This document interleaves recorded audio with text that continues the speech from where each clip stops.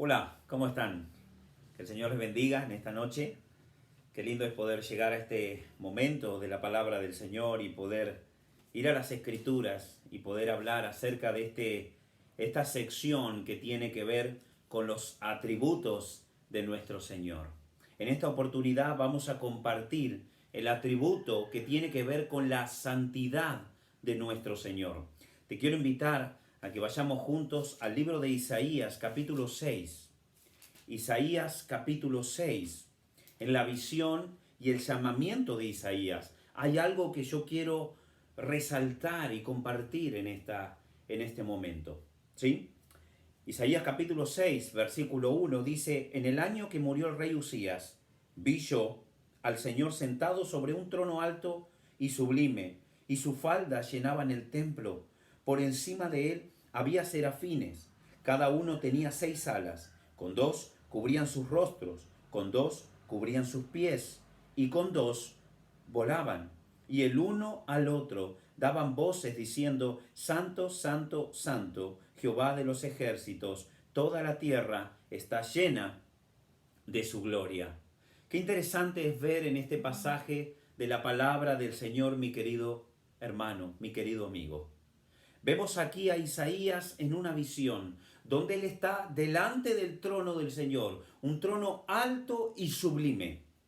Y de pronto serafines por encima del trono, que tenían 6 alas, con 2 dice que cubrían sus rostros, con 2 cubrían sus pies y con 2 volaban. Lo que yo quiero remarcar en esta hora es lo que ellos decían. Y ellos daban voces diciendo: Santo, Santo, Santo, Jehová de los ejércitos, toda la tierra está llena de su gloria. Creo que es uno de los pasajes apropiados que nosotros podamos compartir en este momento para hablar acerca de la santidad de Dios. Estos serafines mostraban a Dios como un Dios santo, mostraban al Señor como aquel santo. Ahora, Dios es santo, su nombre es santo, y si tú me acompañas un segundito al libro mismo de Isaías, capítulo 57, Isaías capítulo 57, versículo 15, dice la palabra: porque así dijo el alto y sublime, el que habita la eternidad y cuyo nombre es santo. Él es su nombre, ese es su nombre, Él es santo. Yo habito en las alturas, dice, y la santidad, y con el quebrantado y humilde de espíritu, para hacer vivir el espíritu de los humildes y para vivificar el corazón de los quebrantados. O sea, tal como es su nombre, así mismo es Él. Ahora, ¿qué significa esto de la santidad y de que Él es santo? Bueno, lo que significa es que Él es moralmente perfecto en sus pensamientos. Y no solamente Él es moralmente en sus pensamientos, sino que también en sus hechos, en sus motivaciones. Podríamos decir que en todo lo que Él es, en todas las formas que nosotros podamos ver a Dios, Él es santo. Él habita en la santidad. Y esto quiere decir de que Él es libre de todo pecado. O como lo va a decir Juan en el libro de Primera de Juan, capítulo 1, versículo 5. Y va a decir la palabra del Señor: Dios es luz y no hay ningunas tinieblas en Él. O sea, Dios no puede ser más santo de lo que Él es. Podríamos decir entonces que Dios es absolutamente puro. Él es inmaculado. Esa palabra inmaculado significa totalmente limpio y sin mancha. Ahora, déjame decirte que Dios, al ser santo, 3 veces santo, que habita en la santidad, y la santidad y el santo significa que es apartado del pecado, que no hay pecado que pueda entrar a la santidad de Él. Tenemos que entender que Dios aborrece el pecado. Dios aborrece el pecado y Él se aira ante la mínima manifestación del pecado. Vemos ejemplos en la palabra del Señor, te voy a dar algunos de ellos. En el libro de Números, capítulo 20, específicamente el versículo 12, el Señor no le permitió a Moisés que entre a la tierra prometida. La pregunta es, ¿por qué Moisés no pudo entrar a la tierra prometida? Bueno, porque Moisés no santificó al Señor, no lo santificó a Él. En el libro de Levíticos, capítulo 10, versículos del 1 al 3 específicamente, encontramos a dos sacerdotes, uno llamado Nadab y el otro Abiud. Y ellos ofrecieron fuego extraño que el Señor no había demandado. ¿Y qué es lo que pasó? Ellos fueron consumidos instantáneamente. Y mira lo que dice el versículo 3 del libro de Levíticos, capítulo 10. Dice el versículo 3, Dios dijo, en los que a mí se acercan, me santificaré. O sea, tienen que entrar apropiadamente delante de la presencia de Él, porque en los que a mí se acercan, me santificaré, y en presencia de todo el pueblo seré glorificado. Ejemplos que tenemos en la palabra del Señor sobre que Dios aborrece el pecado y Él no tiene ningún contacto con el pecado. Y en la Biblia vemos estos ejemplos. Vemos al mismo profeta Isaías. Acabamos de ver Isaías capítulo 6 en la visión y el llamamiento de Isaías. Y dice que Isaías está viendo al Señor en su trono, alto y sublime. Y de pronto ve que hay serafines que estaban rodeando la presencia del Señor y clamaban, Santo, Santo, Santo. ¿Y cuál fue el pronunciamiento de Isaías frente a esto? Frente a lo que ellos mencionaban de la santidad del Señor, de que Él era santo. Él dice, ay de mí, que soy muerto, porque siendo hombre inmundo de labios y habitando en medio de un pueblo que tiene labios inmundos, han visto mis ojos al Rey, Jehová de los ejércitos. Isaías capítulo 6, versículo del 1 al versículo 5. Vamos un poquitito más aquí. En el Nuevo Testamento, en el libro de los Hechos, capítulo 5, versículo del 1 al 5, y nos encontramos a Ananías y Zafira, que mintieron al Espíritu Santo y cayeron muertos, dejando a una iglesia que recién había sido gestada, envuelta en un temor. La pregunta es, todos estos ejemplos que vimos, ¿para qué lo podemos mencionar? Bueno, nosotros tenemos que entender que las personas, nosotros tenemos que entender de que con Dios no se juega, porque Dios es un Dios santo, apartado del pecado. Con Dios no se juega, ya que Él es fuego consumidor. Él es fuego consumidor. Ahora, en la palabra del Señor, nosotros vemos varios ejemplos, varios pasajes bíblicos que hablan acerca de la santidad de Dios. Yo quiero mencionar 3 de ellos rapidito. Por el tiempo, vamos a mencionar cada uno de ellos. Vamos a ir al primero, que habla acerca de la santidad de Dios. Y obviamente, uno de los pasajes apropiados es en el libro de Levíticos, ya que Levíticos habla acerca de la santidad. Por eso, Levíticos capítulo 19 específicamente está hablando acerca de las leyes de la santidad y de la justicia. Levíticos capítulo 19, versículo 1 dice la palabra, habló Jehová a Moisés diciendo, habla toda la congregación de los hijos de Israel y diles, santos seréis, porque santo soy yo, Jehová vuestro Dios. Mira lo que dice Levíticos capítulo 11, versículo 44 y versículo 45. Levíticos capítulo 11, versículo 44 y versículo 45. Porque yo soy Jehová vuestro Dios, vosotros por tanto os santificaréis y seréis santos, porque yo soy santo. Así que no contaminaréis vuestras personas con ningún animal que se arrastre sobre la tierra, porque yo soy Jehová, que os hago subir de la tierra de Egipto para ser vuestro Dios. Seréis pues santo, porque yo soy santo. de la misma manera que en Primera de Pedro, capítulo 1, se va a mencionar. Primera de Pedro, capítulo 1, versículo 15 y versículo 16. Recuerda que viene hablando del llamamiento a una vida santa. Versículo 14, como hijos obedientes, no os conforméis a los deseos que antes tenías, estando en vuestra ignorancia, sino como aquel que os llamó es santo, sed también vosotros santos en toda vuestra manera de vivir. En ese llamamiento a una vida santa, Primera de Pedro, o Pedro mismo lo va a mencionar y va a decir, sed santo como el Señor es santo. Ahora, ¿te das cuenta en primer lugar? Versículos que hablan de la santidad de Dios.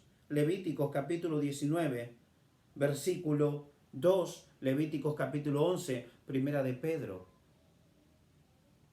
Santos seréis porque yo soy santo y yo soy tu Dios.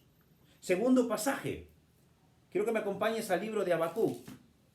Habacuc, capítulo 1, versículo 12. Mira lo que dice el profeta. Y va a decir, ¿no eres tú desde el principio, oh Jehová, Dios mío, santo mío? O sea, el profeta estaba reconociendo que el Señor era santo. Y dice, no moriremos, oh Jehová, para juicio lo pusiste. Y tú, oh roca, lo fundaste para castigar.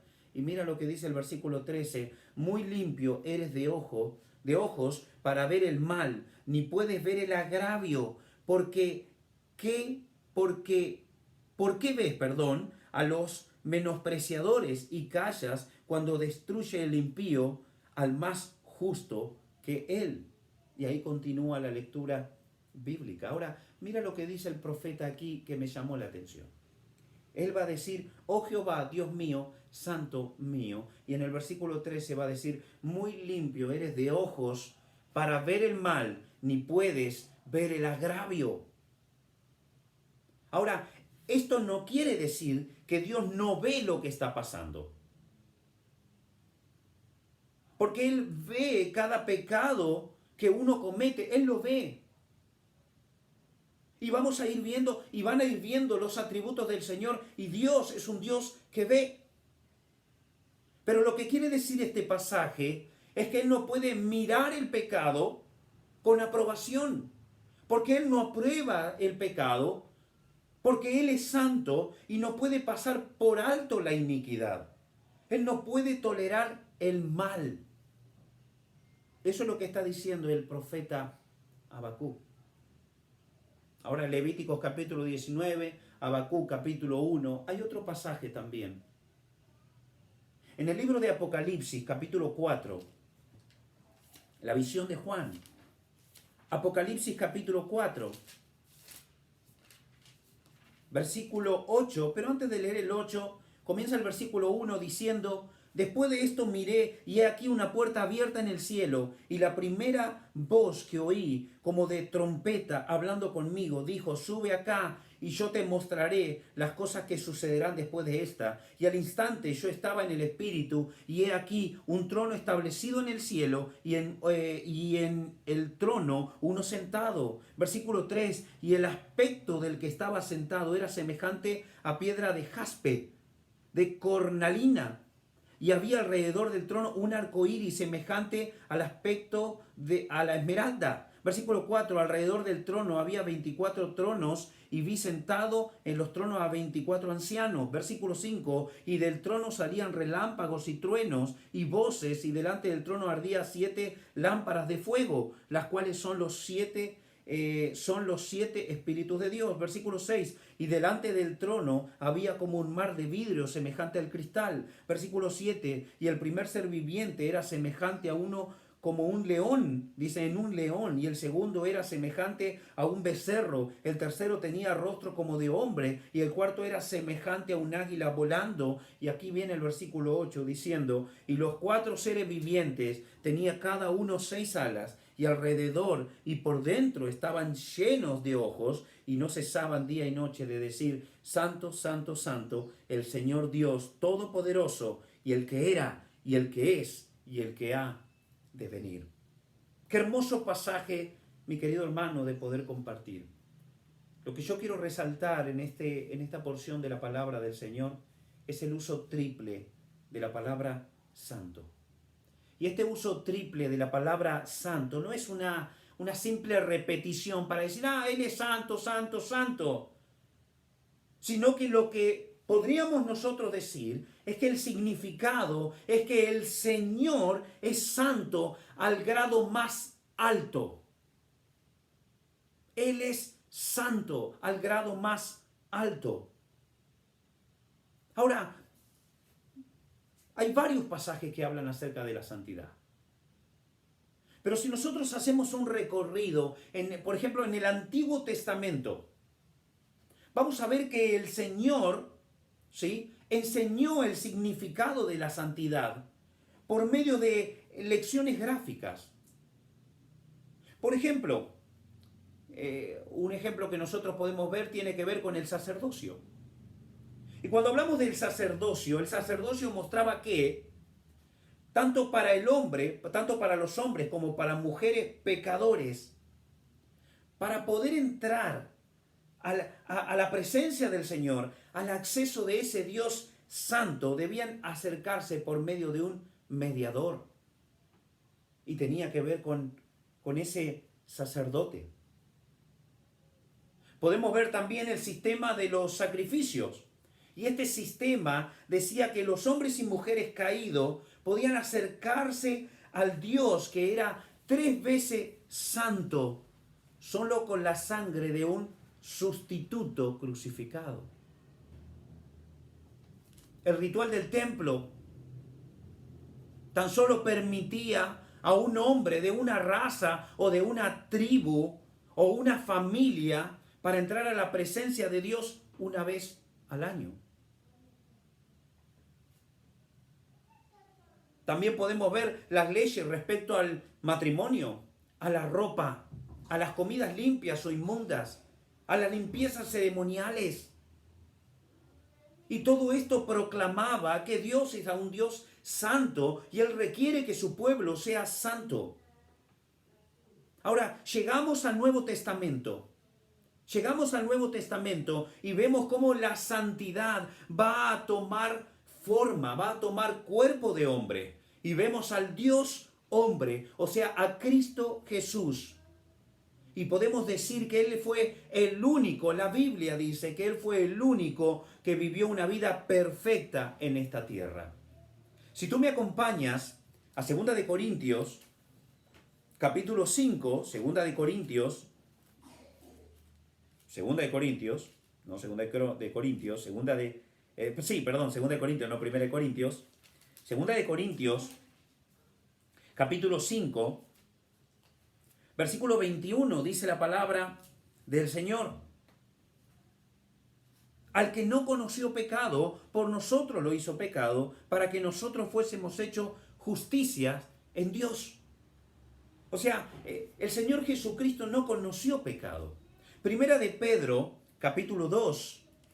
Primera de Pedro, capítulo 2, versículo 22, va a decir: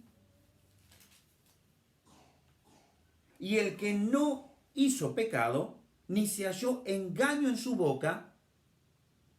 Y luego dice: quien cuando le maldecían no respondía con maldición, cuando padecía no amenazaba, sino encomendaba la causa al que juzga justamente. O sea, Pedro está hablando acerca del Señor Jesús. Y está hablando de que Él no había pecado. Ahora, Primera de Juan, capítulo 3, versículo 5, va a decir la palabra del Señor también: y sabéis que Él apareció para quitar nuestros pecados y no hay pecado en Él. O sea, Él no conoció pecado, Él no pecó, Él no tenía pecado. Y Él mismo pudo decir en Juan capítulo 14, versículo 30, viene el príncipe de este mundo, o sea, Satanás, y Él nada tiene que ver, Él nada tiene en mí. Juan capítulo 14, versículo 30. O sea, no había nada en el inmaculado, totalmente limpio, en nuestro Salvador, que respondiese a las tentaciones de Satanás. Aún te acuerdas en el libro de Juan, capítulo 18 y capítulo 19. En el capítulo 18, versículo 38, está Jesús y está Pilato. Y Pilato no encuentra ningún delito en él. En el capítulo 19, en 2 ocasiones menciona también que no encuentra ningún delito en él. O sea, en 3 ocasiones, Poncio Pilato reconoce que no había delito en él. Ahora, vemos la historia de aquel que es Cristo Jesús, el cual vivió en santidad, el cual lo vemos en santidad, y podemos ver lo que sucede en los últimos tiempos de nuestro Señor Jesucristo, y podemos hacer un panorama de la santidad de nuestro Señor cuando vemos al Señor Jesucristo, un ejemplo, en el Getsemaní. Ahí vemos al Señor Jesucristo en el Getsemaní y vemos cómo se acercaba el momento del Calvario. Ahora, el Señor Jesucristo, nuestro Salvador, sabía que pronto se iba a identificar con todos los pecados de todo el mundo. Estaba llegando la hora. Él sabía que nuestros pecados iban a ser cargados sobre Él y que Él iba a ser esa ofrenda por el pecado. Ahora, ese pensamiento de tener que estar en contacto con el pecado, recuerda, Él es santo. Y el solo tener el pensamiento de que Él se iba a encontrar con nuestros pecados. Dice el libro de Lucas capítulo 22 que Jesús estaba orando y dice que su sudor era como grandes gotas de sangre que caían hasta la tierra. ¿Por qué? Porque Él es santo. Porque Él es santo y no puede tener contacto con el pecado. Pero Jesús estaba cargando mi pecado en esa cruz. ¿Sabes? Cuando yo veo este ejemplo de nuestro Señor Jesucristo, podríamos hacer un paréntesis y podríamos mencionar que aquí vemos una actitud diferente o en la vida de nosotros, una vida pecaminosa, totalmente diferente a la vida santa de nuestro Señor Jesucristo. A nosotros nos causa dolor resistir la tentación, nos duele, ay, resistimos la tentación, pero a Él le causó dolor contemplarla. Porque Él no accedió a la tentación. Nosotros agonizamos cuando decimos no pecar, agonizamos. Pero Él agonizó ante el pensamiento de estar en contacto con nuestro pecado. Eso es algo que nosotros debemos remarcar en la vida de nuestro Señor Jesucristo. Avanzamos, estamos llegando al Calvario, estamos llegando al momento de la hora de nuestro Señor Jesucristo, para que nosotros podamos ver una de las manifestaciones más grandes de la santidad de Dios. Y fue este momento donde Cristo estaba, donde Él estaba llegando a la cruz. Ahora, en este último tiempo vemos el Getsemaní, vemos el Calvario, y está a punto de haber un momento en la historia donde podemos ver el drama de la redención. Y vemos ahí a Jesucristo tomando mi lugar, ocupando mi lugar. Ahora, hay algo que nosotros debemos saber, y esta es una de las preguntas que muchos se hacen con respecto al tema de la santidad de Dios. Y tiene que ver con que si hablamos de la santidad de Dios y sabemos de que Dios debe castigar el pecado, o sea, su santidad le prohíbe permitir el pecado, su santidad le impide excusar el pecado o mirar hacia un costado sobre el pecado. Pero llegamos a este momento donde la víctima que va a ser sacrificada no es más ni menos que el Hijo de Dios. La pregunta en este caso sería, ¿qué hace Dios? ¿Qué va a hacer Dios si su santidad no le permite mirar a un costado del pecado y ahora está Cristo Jesús, el Hijo de Dios, en esa cruz cargando mi pecado. ¿Será que Dios va a escatimar a su Hijo? ¿Será que Dios va a hacer una excepción porque es su Hijo? ¿O será que Dios va a derramar su ira, esa ira absoluta sobre su Hijo, que es santo, cuando lo ve llevando nuestro pecado sobre su cuerpo en el madero? ¿Sabes? Conocemos la respuesta. Conocemos la respuesta. Porque la santidad de Dios no puede ser acomodada. Porque la santidad de Dios no puede ingresar el pecado. Él no puede mirar hacia un costado, excusarlo. Y por eso decía que nosotros sabemos la respuesta. Jesucristo fue a la cruz y cargó nuestro pecado. Y el Hijo dijo: Padre, ¿por qué me has abandonado?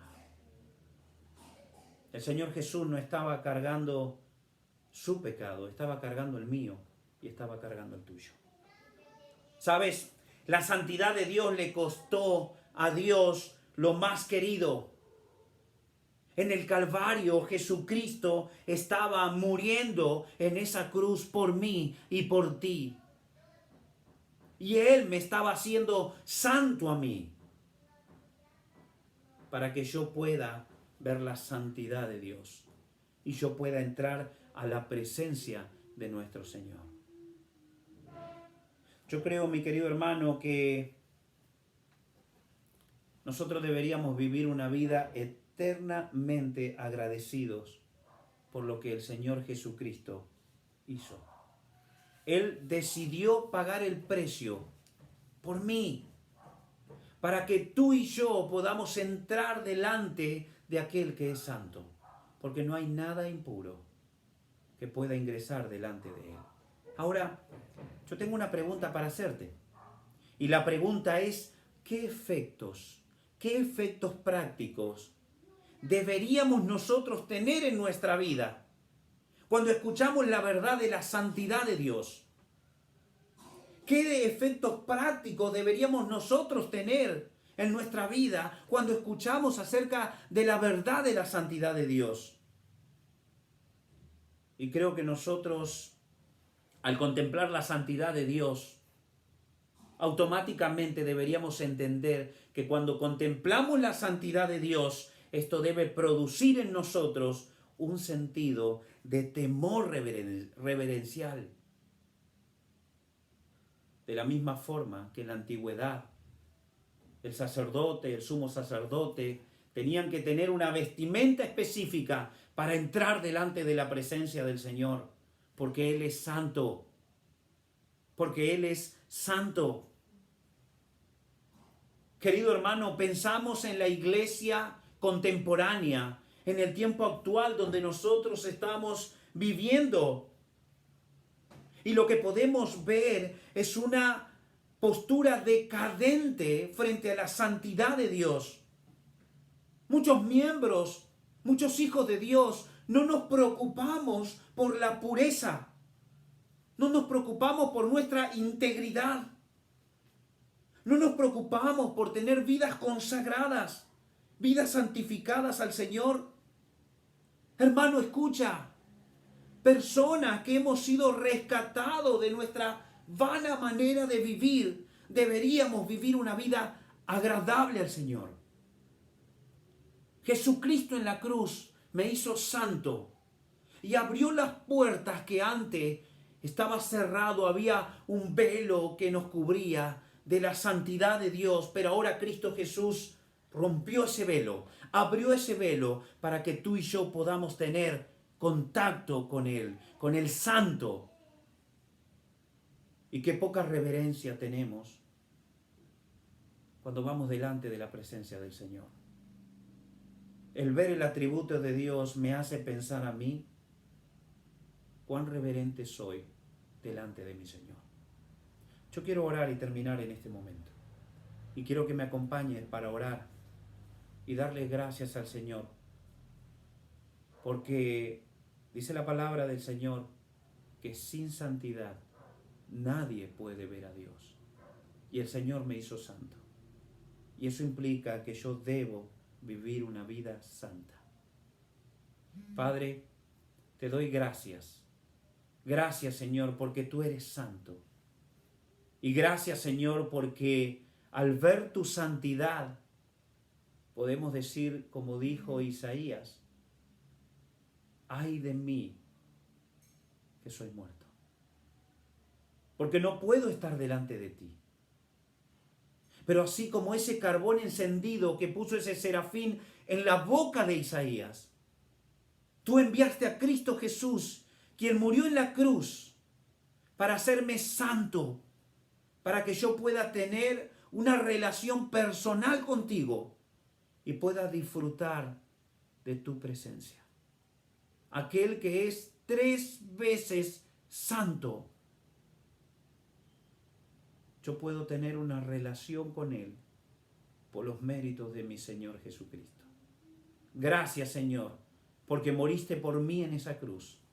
Gracias por salvarme y gracias por hacerme santo. Permíteme a mí, Señor, darme cuenta que debo vivir una vida santa, agradable a ti, porque es lo que a ti te agrada. Sed santos, porque yo soy santo. En el nombre de Cristo Jesús.